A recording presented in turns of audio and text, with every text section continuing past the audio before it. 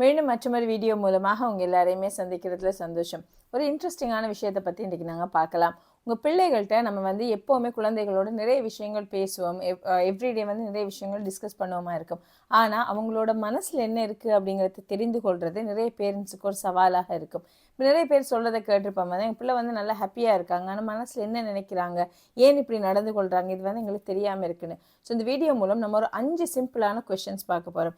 இந்த 5 கேள்விகளையும் நீங்கள் ஒரு கேஷுவலாக ஒரு இன்டர்வியூ பண்ணுற மாதிரியோ அல்லது பிள்ளைகளை உட்கார வச்சு அதற்கண்டே பேசுகிற மாதிரி இல்லாமல் நீங்கள் ஒரு கேஷுவல் டாக்கில் இந்த 5 கேள்விகளையும் உங்கள் பிள்ளைகிட்ட ஒரு விளையாட்டு மாதிரி கேட்டு பாருங்கள். இதற்கு உங்களோட பிள்ளைகள் எப்படி பதில் சொல்லுது அப்படிங்கிறத வச்சு அவங்க எப்படி ஃபீல் பண்ணுறாங்க, அவங்க சந்தோஷமாக இருக்காங்களா, வீட்டு சூழல் அவங்களுக்கு எப்படி இருக்குது, நீங்கள் ஏதாவது மாற்றிக்கொள்ளணுமா, இப்படியான விஷயங்கள் அந்த பதிலிருந்தே நாங்கள் தெரிந்து கொள்ளலாம். ஸோ இந்த வீடியோ மூலம் அந்த 5 கேள்வி என்ன அப்படின்னு சொல்லி பார்க்கலாம். அதுக்குரிய ஆன்சர்ஸ் அவங்க சொல்கிறத வச்சு எப்படி அதை இன்டர்பிரேட் பண்ணலாம் அப்படிங்கிறது கூட நாங்கள் பார்க்கலாம். இதற்கு மேலேயும் உங்களுக்கு இந்த பதில்கள் வந்து அவங்க பிள்ளை சொல்லி உங்களால் அவங்கள புரிந்து கொள்ள முடியலை, ஏன் இப்படி ஒன்று சொன்னாங்க அப்படின்னு சொன்னால் அதை கமெண்ட்டில் சொல்லுங்கள். அது என்ன இன்டர்பிரிட்டேஷனாக இருக்கும் அப்படிங்கிறத கூட நாம் மேலும் டிஸ்கஸ் பண்ணலாம். முதல் தடவையாக இந்த சேனலை பார்க்குறீங்க அப்படின்னாலோ அல்லது ரீசெண்டாக பார்க்க ஆரம்பிச்சிருக்கீங்க அப்படின்னாலோ சப்ஸ்கிரைப் பண்ணுறது மூலமாகவும் உங்கள் ஃப்ரெண்ட்ஸோட ஷேர் பண்ணிக்கொள்வது மூலமாகவும் தொடர்ந்தும் இந்த சேனலுக்கு ஆதரவு தருவீங்க அப்படின்னு சொல்லி நம்புகிறேன். அது மட்டும் இல்லாமல் உங்களுக்கு தேவையான ப்ரொஃபஷனல் ஹெல்ப், கவுன்சிலிங் ஆன்லைன் மூலமாக செய்யணும் அப்படின்னாலும் இந்த டிஸ்கிரிப்ஷனில் இருக்க டீட்டெயில்ஸ் மூலமாக உங்கள் அப்பாயின்மெண்ட்ஸை புக் பண்ணிக்கொள்ளலாம். இப்போ நாங்கள் வீடியோக்குள்ளே போகலாம். என்னென்ன அந்த 5 கொஸ்டின் அப்படின்னு. First question. இந்த கேள்வியில் நீங்கள் உங்கள் குழந்தைகள்கிட்ட கேட்க வேண்டியது, வீட்டில் வந்து நீங்கள் ரொம்பவே சந்தோஷமாக இருக்கிற நேரம் என்ன அப்படிங்கிறத பற்றி உங்கள் பிள்ளைகள்கிட்ட நீங்கள் கேட்டு பாருங்கள். இதற்கு உங்களோட பிள்ளை எப்படி பதில் சொல்லுது அப்படிங்கிறத பாருங்கள். முதலாவது, ரொம்ப நேரம் எடுக்கிறாங்களா, ரொம்ப யோசித்து பதில் சொல்கிறாங்களா இதுக்கு அப்படிங்கிறத நீங்கள் கவனிக்கணும். ரெண்டாவது விஷயம், அவங்க சொல்கிற பதிலிருந்து அவங்க உங்களோட ஸ்பெண்ட் பண்ணுற டைமை அவங்களுக்குரிய ஹாப்பியஸ்ட் டைமாக சொல்கிறாங்களா. நான் அம்மாவோட இப்படி விளையாடினேன், அப்பாவோட கடைக்கு போனேன், இப்படி உங்களோட இருக்கிற நேரங்களை அவங்க அதிகமாக சொல்கிறாங்களா பதிலில் அப்படின்னு சொல்லி பாருங்கள். அடுத்தது, பேரண்ட்ஸ் 2 பேரில் யாரோட இருந்த நேரத்தை பற்றி, இப்போ உங்களோட பிள்ளை வந்து பேரண்ட்ஸோட ஸ்பெண்ட் பண்ணுற டைமை பற்றி ஹாப்பியஸ்ட் மூமெண்ட்டாக சொல்லுது அப்படின்னா யாரோட இருந்த நேரத்தை அதிகமாக சொல்லுது, அம்மாவோட இருந்த நேரமா அப்பாவோட இருந்த நேரமா, இதையுமே நீங்கள் கருத்தில் கொள்ளணும். யாரை வந்து அதிகமாக சொல்கிறாங்க அப்படிங்கிறத 3வது விஷயமா நீங்கள் கவனிக்கணும். 4வது விஷயம், அவங்களோட ஹாப்பியஸ்ட் மூமெண்ட் அப்படிங்கிறது அவங்க விளையாட்டு பொருட்களோட விளையாடுற நேரம் அல்லது ஸ்க்ரீன் பார்க்குறது, டிவியோ ஃபோனோ டேப்லெட்டோ பார்க்குற அந்த டைமை சொல்கிறாங்களா, இதையுமே நீங்கள் பார்க்கணும். ஸோ இதன் மூலமாக உங்களுக்கு ஒரு ஐடியா ஒன்று வரலாம். உங்களோட பிள்ளை வீட்டில் சந்தோஷமாக இருக்கிற தருணம் அப்படிங்கிறத ஒரு ஃபேமிலி டைமாக பேரண்ட்ஸோட சிப்ளிங்ஸோட ஸ்பெண்ட் பண்ணுற டைமை வந்து அவங்க வேல்யூ பண்ணுறாங்களா அப்படிங்கிறத நீங்கள் தெரிந்து கொள்ளலாம். இல்லை அப்போ அதை பற்றின எந்த ஒரு பேச்சுமே இல்லை, பிள்ளை சொன்ன அவ்வளோ விஷயமே இந்த கேள்விக்கு பதில் வந்து விளையாட்டை பற்றியோ அல்லது கேம்ஸை பற்றியோ அதை மட்டுமே பர்பஸாக ஒரு கொண்டு வந்து சொல்லியிருக்கு அப்படின்னு சொன்னால் வந்து அந்த குழந்தை வந்து ஒரு குவாலிட்டி டைம் பேரண்ட்ஸ் நீங்கள் அந்த குழந்தையோட ஸ்பெண்ட் பண்ணுறீங்கல்ல, உங்களோட கனெக்ட் ஆகிறதுக்குரிய ஒரு சந்தர்ப்பத்தை கொடுக்குறீங்க இல்லை அப்படின்னு சொல்லி அர்த்தப்படுத்தலாம். ஸோ இந்த கேள்வியை வந்து கட்டாயம் கேட்டு பாருங்க. அடுத்த 2வது கேள்வி வந்து, எந்த நேரத்தில் வந்து நீங்கள் அப்செட் ஆகவோ சேடாகவோ ஆறீங்க, எந்த விஷயங்கள் உங்களை ரொம்பவே அப்செட் பண்ணுது அல்லது கவலையாக்குது அப்படிங்கிற கேள்வியை உங்கள் குழந்தைகள்கிட்ட கேட்டு பாருங்கள். இது ஏன் முக்கியம் அப்படின்னா, நம்ம பிள்ளைகள் வந்து சில நேரங்கள் கோபமாக வெளிப்படுத்துவாங்க அவங்களோட கவலைகளை. அந்த பிள்ளைக்கு வந்து சரியாக தான் வந்து அப்செட்டாக இருக்கிறேன், தான் வந்து சேடாக இருக்கிறேன் அப்படிங்கிறத தெரியப்படுத்த முடியாத விடத்தில் சின்ன குழந்தையாக இருக்கலாம். அப்படி இல்லைன்னா சில பிள்ளைகளுக்கு அவங்களோட இமோஷன்ஸை டிஃப்ரென்ஷியேட் பண்ணிக்கூடிய ஒரு நாலேஜ் அல்லது அந்த ஸ்கில் இல்லாமல் இருக்கலாம்.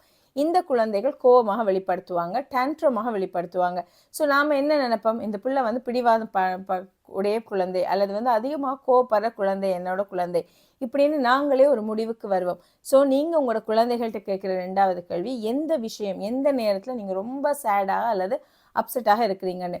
இப்படி கேட்குற நேரம் பேரண்ட்ஸுக்கே ஒரு தெளிவு வரும். அந்த பிள்ளை யோசித்து சொல்கிற நேரம் அந்த பிள்ளை வந்து அதோட ட்ரிகர்ஸ் என்ன, எந்த விஷயம் என்ன அப்செட் பண்ணுது அப்படிங்கிறத யோசிக்க ஆரம்பிக்கும்.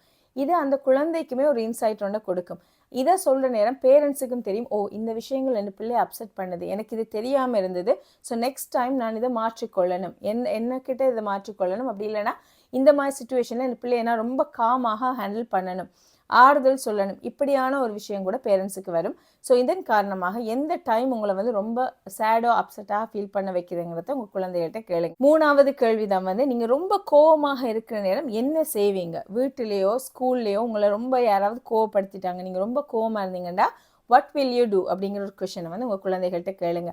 இது ஏன் முக்கியம் அப்படின்னு சொன்னால், இதன் மூலமாக இது பிள்ளைகள் சொல்கிற பதிலிருந்து நம்ம நிறைய விஷயங்களை தெரிந்து கொள்ளலாம்.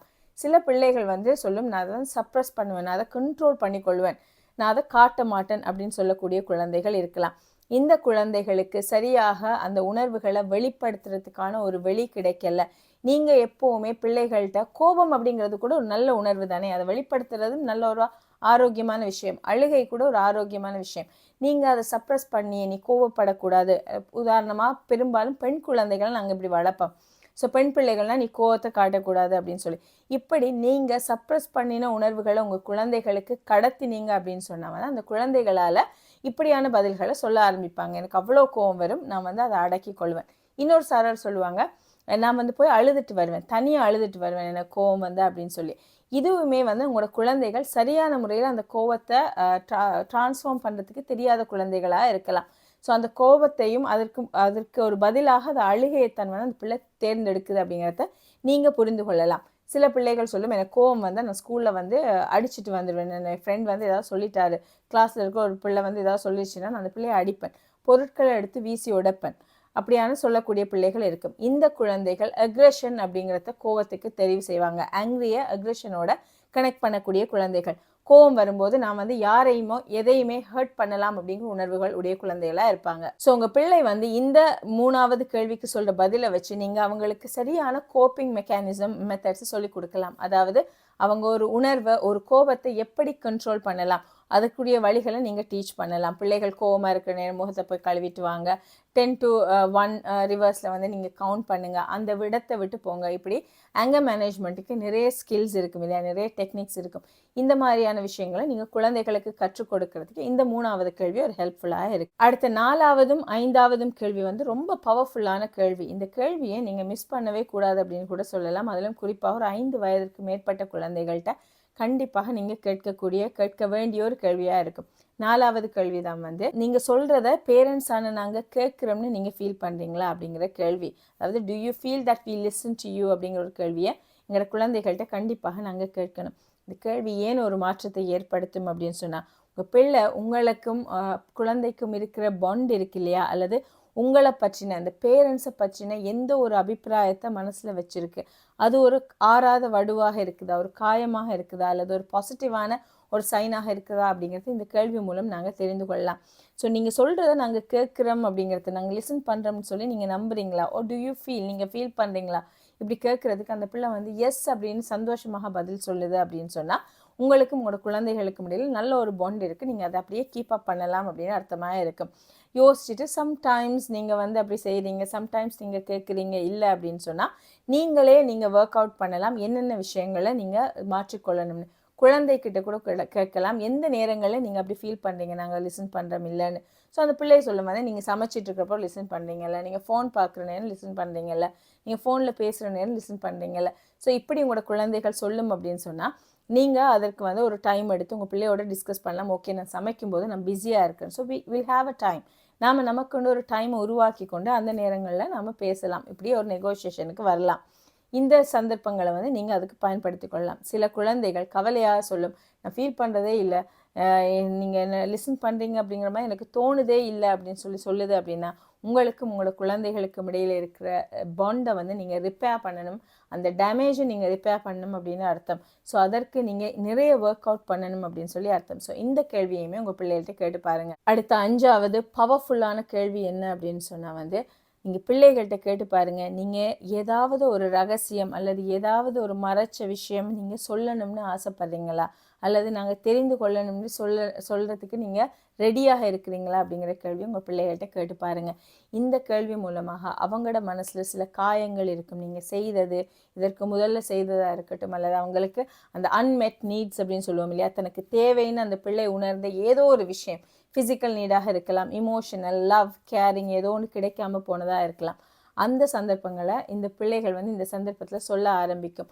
அப்படி இல்லைன்னா ஏதோ ஒரு பிள்ளைக்கு ஒரு பாதுகாப்பற்ற ஒரு சூழல் இருக்குது, யாரோ ஒருத்தரால் ஒரு த்ரெட் இருக்குது, ஸ்கூலில் ஏதாவது ஒரு பிரச்சனை இருக்குது, அப்படியான சந்தர்ப்பங்களில் யாராவது ஒரு சொன்ன ஒரு சீக்ரெட், இந்த விஷயங்களை கூட நீங்கள் கேட்கிற விதத்தில் குழந்தைகள் உங்களோட ஷேர் பண்ண ஆரம்பிக்கும். ஸோ இந்த கேள்வியை நீங்கள் உங்களோட குழந்தைகள்கிட்ட கேட்குறதுங்கிறது அவசியமாக இருக்கும். இப்போ இந்த 5 கேள்வியுமே வந்து எவ்வளவு இம்பார்ட்டண்டான பவர்ஃபுல்லான கொஷின்ஸ் அப்படிங்கிறது உங்களுக்கு புரிந்திருக்கும். இதை நம்ம லைஃப்பில் ஒரு தடவை கேட்டுட்டு விடணுமா அப்படின்னா இல்லை, நீங்கள் அடிக்கடி உங்களோட குழந்தைகள்கிட்ட இந்த கேள்விகளை கேஷுவலாக கேட்கலாம். நீங்கள் அவசரம் இல்லாமல் இது ஒரு இன்டர்வியூ மாதிரி, பிள்ளைய வந்து ஒரு பயமுறுத்துகிற மாதிரி அப்படி இல்லாமல் சாதாரண டோனில் உங்கள் பிள்ளைகள்கிட்ட கேட்கலாம். இதை சொல்கிற நேரம் உங்களோட குழந்தைகளில் நீங்கள் அவதானிக்க வேண்டியது அவங்க சொல்கிற ஆன்சர்ஸ் மட்டும் இல்லை, என்ன டோனில் அவங்க பேசுகிறாங்க, என்ன இமோஷன்ஸ், அவங்களோட ஐ கான்டாக்ட், கண் அவங்க எப்படி பார்க்குறாங்க அப்படிங்கிறது, அடுத்தது அவங்க சந்தோஷமாக ஆன்சர் பண்ணுறாங்களா அல்லது கவலையாக ஆன்சர் பண்ணுறாங்களா, இந்த விஷயங்களையெல்லாம் பேரண்ட்ஸ் வந்து கண்டிப்பாக அவதானிக்க. இந்த வீடியோவில் நம்ம டிஸ்கஸ் பண்ண இந்த 5 கொஷின்ஸுமே ரொம்ப இன்ட்ரெஸ்டிங்காக இருந்திருக்கும் பேரண்ட்ஸுக்கு அப்படின்னு சொல்லி நம்புகிறேன். நீங்களும் உங்கள் குழந்தைகள்கிட்ட இதை கேட்டு பார்த்து என்ன மாதிரியான வித்தியாசமான பதில்கள் வருது அப்படிங்கிறத கமெண்ட்டில் சொல்லுங்கள். மீண்டும் மற்றும் ஒரு வீடியோ மூலமாக உங்களை சந்திக்கிறேன். நன்றி.